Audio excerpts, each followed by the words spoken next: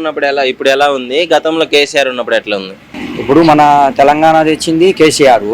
కానీ కేసీఆర్ని ఎట్టి పరిస్థితుల్లో ఆయన మన ఇండియాకి అప్పుడు గాంధీ మహాత్ముడు ఎలాగో హిట్ ఇండియా తెలంగాణ కేసీఆర్ అలా అండి. కానీ రేవంత్ రెడ్డి గారు ఒక చిన్న ఇష్యూ, హైడ్రా అనేది తెచ్చి ఒక బిల్డింగ్ కట్టేసిన తర్వాత దాన్ని కూలగొట్టుడు అనేది అది సమంజసం కాదండి. ఒకవేళ అది వాస్తవంగా గవర్నమెంట్ ప్రాపర్టీ కానీ అయితే గవర్నమెంట్ హ్యాండ్ ఓవర్ చేసుకొని ఇట్లా మంచి మంచి దవాఖానలకి అని అట్లా ఉపయోగించుకొని చేసుకుంటే ప్రాపర్టీ అనేది చెడదు. ఇప్పుడు కట్టినవాడు ₹1 కోటి పెట్టి దాన్ని బెనిఫిషియరీ కొనుక్కుంటాడు.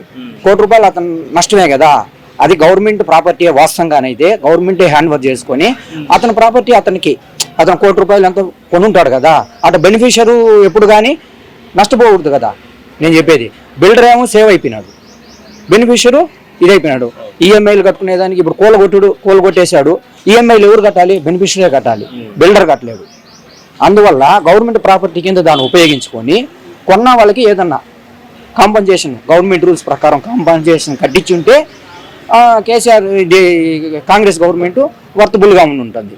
కూలగొట్టడం వల్ల ఏం ఆదాయం వచ్చింది? ఇప్పుడు ఒక బిల్డింగ్ కొట్టేశాడు, అది శ్మశానంగా మారిపోయిందే కానీ దాని గురించి ఏం లాభం లేదు కదా. అది ఉంటే గవర్నమెంట్ ప్రాపర్టీ కానీ ఇంకొక రెంట్లకు కానీ ఇచ్చుకుంటే గవర్నమెంట్కి ఆదాయం వచ్చి ఉంటుంది. అట్లా కూడా సమంజసంగా. కాకపోతే కాంగ్రెస్ గవర్నమెంట్ నిల్. ఇక్కడ మైపాల్ రెడ్డి మీ ప్రాంతీయ ఎమ్మెల్యే, మీ నియోజకవర్గ ఎమ్మెల్యే పరిస్థితి ఏంటి? అవునండి, కాదని లేదు. ముందు ఆయన టీఆర్ఎస్ లో ఉండే. ఇప్పుడు రాజకీయ నాయకులు ఎట్ అయిపోయిందంటే ఏ గవర్నమెంట్ ఫామ్ లోకి వస్తుందో ఆ గవర్నమెంట్ లోకి ఈజీగా జంప్ అయిపోతున్నారు అనమాట. ఎందుకంటే వాళ్ళ ప్రాపర్టీ కాపాడుకోవడం కోసం, ఆస్తులు కాపాడుకోవడం కావటం. ఇప్పుడు దాంట్లో ఏమవుతుందంటే యాజ్ ఇన్ టీఆర్ఎస్ కార్యకర్తగా ముందు ఉన్నాడు మైపాల్ రెడ్డి తోగోడిని. ఇప్పుడు కాంగ్రెస్కి మైపాల్ రెడ్డి మారిపోయాడు అనమాట. కార్యకర్త మారలేడు కదా. అప్పుడు దానివల్ల ఏమవుతుంది, కార్యకర్తకి దెబ్బ కానీ ఇట్లా ఎమ్మెల్యేలకు కానీ వాళ్ళకి కానీ దెబ్బ ఉన్నది అన్నమాట. వర్కింగ్ ప్రెసిడెంట్ కేసేసింది. అదేనండి, ఆ విధంగా ఉంటుంది. అట్లా ఈ ఎమ్మెల్యేలు వీళ్ళు సేవ్ అయిపోతున్నారు కానీ సామాన్య కార్యకర్తలు సేవ్ అవ్వలేకుంటున్నాడు. అది మంచిది కాదండి. ఒకవేళ ఆయన మారాడు, ఆయన పాటికి ఆయన ఆస్తులు అవి కాపాడుకునేడానికి ఇదైపోతుంది. కానీ ఎవరు? అదేనండి నేను చెప్పేది. వాళ్ళు అన్న ఈజీగా ఏ పార్టీకి వస్తే ఆ పార్టీలోకి వెళ్ళిపోయి వాళ్ళ ఆస్తులు వాళ్ళు కాపాడుకుంటున్నారు. కానీ ఇంకా సామాన్య కార్యకర్త, ముందుండి పోరాడేవాడి కార్యకర్త ఏమీ చేసుకోలేకుంటున్నాడు అన్నమాట. అటు పోగానే కాంగ్రెస్ లోకి వెళ్ళగానే వర్కింగ్ ప్రెసిడెంట్ కేసు వేసాడు. ఇప్పుడు మళ్ళీ ఆ పదవికి ఆడం ముప్పు వస్తుందో అని చెప్పేసి ఇటు వస్తున్నారు. మరి యాక్సెప్ట్ చేస్తుందా బీఆర్ఎస్ దాన్ని? అది అనేది కేసీఆర్ గవర్నమెంట్ అట్లా యాక్సెప్ట్ చేయకూడదు అన్నమాట. అలాగా. ఎందుకంటే ఒక పార్టీలో నమ్మకంగా ఉండి ఎన్ని ఒడిదొడుకులు వచ్చినా ఆ పార్టీలోనే పోరాడి కార్యకర్తలను సేవ్ చేయాలి. నువ్వు ఈ రోజు కాంగ్రెస్ గవర్నమెంట్ వచ్చిన కావాలి, రేపు బీజేపీ వస్తే బీజేపీలోకి అటు ఎల్లుడు అనేది కష్టం కాదు, చాలా పద్ధతి అయినది కూడా కాదన్నమాట. అది మొత్తానికి నీ అభిప్రాయం ఏంటి ఇప్పుడున్న కాంగ్రెస్ ప్రభుత్వం మీద, సీఎం మీద? ఇప్పుడున్న సీఎం మీద అంటే ఇదండి, హైడ్రా వల్ల చాలా వరకు ఇదైంది. కానీ దాన్ని ఏదన్నా మాడిఫై చేసి కరెక్ట్ చేస్తే మంచిది అవుతుంది. కానీ 6 గ్యారెంటీలు మంచిగా వస్తున్నాయా? 6 గ్యారెంటీలు అంటే ఎక్కడండి? రైతులు మొన్న చూసారా మన యూట్యూబ్లో, ఒక రైతు అయితే మొత్తం పొలమంతా ఎండిపోయి ఏడుస్తూ, ఎవరండి వాళ్ళ బాధ చేసేది?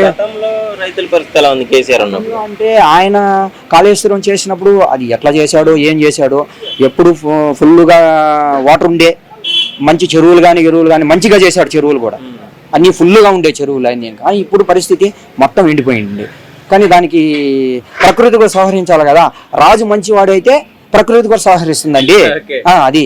కానీ ఇట్లా కూలగొట్టుడు అయి చేయకుండా అట్లా మీద చేసి మంచి మంచి ఒక దీని మీద ఫోకస్ పెడితే బాగుంటుంది. కానీ ఏందో నిద్రలేసి ఇది ఇప్పుడు ఏమైందంటే పరిస్థితి ద్వారా ఒకవేళ రేవంత్ రెడ్డి గారికి ఏమన్నా చెప్పదలుచుకుంటే ఏం చెప్తా? ఇప్పుడు నేను రేవంత్ రెడ్డి గారికి చెప్పాల్సింది ఏంటంటే, అంటే నేను ఒక సామాన్య ఇదే కాబట్టి ఇట్లా బిల్డింగ్ కూలగొట్టుడు అవన్నీ ఏమి లేకుండా దాని యొక్క ప్రాపర్టీ ఒకవేళ నిజంగా అది గవర్నమెంట్దే గానైతే గవర్నమెంట్ హ్యాండ్ ఓవర్ చేసుకొని కూలగొట్టులు లేకుండా అవి మంచి మంచి ఆఫీసులకు ఉపయోగించుకొని ఈ కొన్న వాళ్ళకి ఏదో వాళ్ళు ఈఎంఐలు అవి కట్టుకోవాలి కదా, బ్యాంక్ లోన్స్ అవన్నీ కట్టుకోవాలి కదా. వాటికి అన్నిటికీ ఏదైనా ఒకరు సహకరిస్తే బాగుంటుంది. కానీ వాళ్ళ బాధ అనేది చాలా వరకు నేనే స్వయంగా చూశానండి. ఈ కృష్ణారెడ్డిపేటలో ఆడ ఇది చేశారు కదా, వాళ్ళు పాపం 10 రోజుల క్రితం గృహప్రవేశం చేస్తుంటే అప్పటికే కోలగొట్టుడు అయిపోయి. కానీ వాళ్ళకి తెలియదు కదా ఇట్లా విషయం అనేది.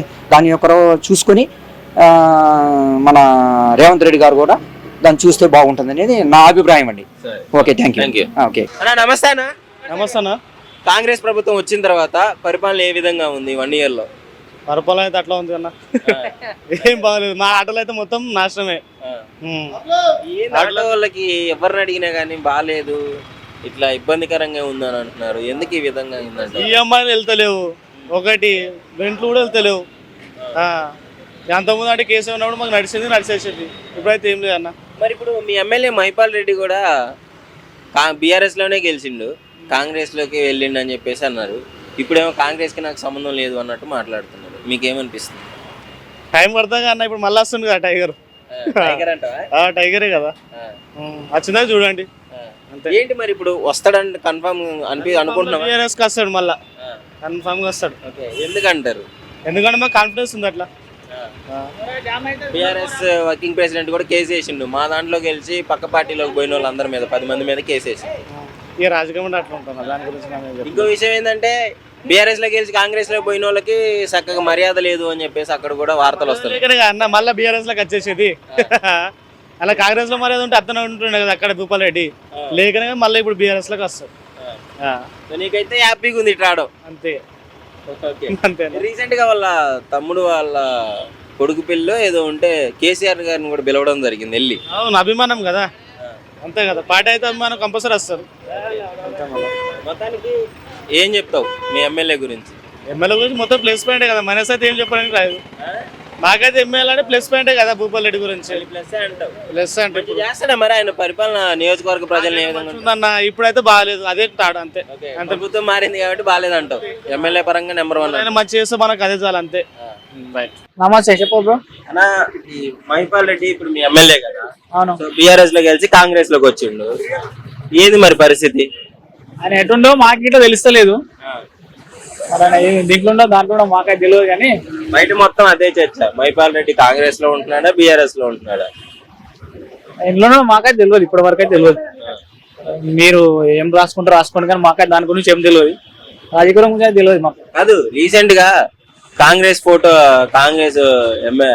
సీఎం ఫోటో నేను పెట్టుకుని రేవంత్ రెడ్డిది అని చెప్పేసి అని అన్నాడు. ఇంకోటి కాంగ్రెస్ ఎమ్మెల్యే గురించి అంత తెలియదు మాకు ఇక్కడ. సరే, ఇప్పుడు ఎట్లుంది వాళ్ళ ప్రభుత్వం వచ్చిన తర్వాత పరిపాలన ఎట్లుంది? ఆటోలు అయితే కొంచెం నడుస్తలేవు, దాని గురించి. లోపల బస్సులు వేసిండు, అప్పుడు ఒకటి ఉండే, ఇప్పుడు 3 బస్సులు అయినాయి. దానివల్ల మాకు పబ్లిక్ తక్కువ, రోజుకు 1000 రూపాయలు అయితే 500కి రైతులు. గతంలో రోజుకి 1000, రోజుకు 1000 రూపాయలు అని అవుతుండే గతంలో. ఇప్పుడు ప్రభుత్వం వచ్చిన నుంచి బస్సులు ఎక్కువ అయినాయి, టైం టు టైం వేస్తుండే కాబట్టి మాకిట్లా జర ఇబ్బంది ఉన్నది. సరే, మరి ఇప్పుడు మీ లోకల్ ఎమ్మెల్యే మీకేం చేసిండు? వచ్చిన తర్వాత డెవలప్ చేసిండా? రోడ్లు అయితే వేసిర్రు మామూలుగా. అప్పుడు చిన్న రోడ్లు ఉండే, గుంతలు రోడ్ ఉండే. ఈ రోడ్ అయితే 100 ఫీట్ల రోడ్ అని రింగ్ రోడ్ వరకు, పేట వరకు వేసిర్రు. రోడ్ అయితే బాగుంది. ఒక మాటలో మీ నియోజకవర్గ ఎమ్మెల్యే గురించి ఏం చెప్తాను? మహిపాల్ రెడ్డి గురించి. మీ ఎమ్మెల్యేనేగా? రోడ్ల వంటకైతే బాగానే ఉంది. మాకు రోడ్లు సంబంధించినవి కాబట్టి మేము రోడ్ మీద తిరుగుతాం కాబట్టి రోడ్ల వరకు అయితే మాకు బాగానే ఉంది. పథకాలు ఎట్లా వస్తున్నాయి? పథకాలు 6 గ్యారెంటీలు అయితే అమలు చేస్తామని చెప్తారు, కానీ అన్ని హామీలు ఇచ్చారు, కానీ ఇప్పటివరకు అయితే అమలు కాలేదు. ఏదో ఒకటి ఇలా అయినట్లు, పూర్తిగా అయినట్లు తెలుస్తలేదు. పూర్తిగా అయితే అయినట్లు ఇప్పటి వరకు తెలుస్తలేదు. అన్నీ ఇందిరా మిల్లు అంటారు, రేషన్ కార్డులు అంటారు. ఇలే మరి ఎప్పటి నుంచో అంటారు కానీ ఇవ్వలేరు. మరి ఏ నియోజకవర్గం ఎన్ని ఇచ్చారో తెలియదు, కానీ అంటారు, కానీ ఇచ్చినట్ల చూడలేదు. సో అయితే నీకు కాంగ్రెస్ ప్రభుత్వం ఇప్పుడు బాగుందా? గతంలో కేసీఆర్ ఉన్నప్పుడు బాగుందా? కాంగ్రెస్ ప్రభుత్వం అయితే అప్పుడు రాజశేఖర్ ఉన్నాడు బాగుండే. వైఎస్ఆర్ అంటే ఆయన పేరు కాదు, అప్పుడైతే బాగుండే. ఇప్పుడు చేస్తాడో చేయడో తెలియదు, కానీ అప్పటికైతే బాగుండే. ఇప్పుడు అంత తెలుస్తలేదు. సరే, మొత్తానికి అయితే కొంచెం ఆటో వాళ్ళు ఇబ్బంది పడుతున్నారు. వల్ల అయితే చాలా ఇబ్బంది ఉన్నది, కొంచెం చాలా ఇబ్బంది ఉంది. ఓలా ఊబర్ వల్ల అది కస్టమర్లకు లాభం ఉంది. దాంట్లో పికప్లు కానీ పైసలు ఎక్కువ ఇస్తలేడు. ఇట్లా లైన్ లో పెట్టుకుంటే బస్సులు వేసి కాబట్టి దాని వల్ల అయితే నడుస్తలేదు. సరే, ఓకే, థ్యాంక్ యూ.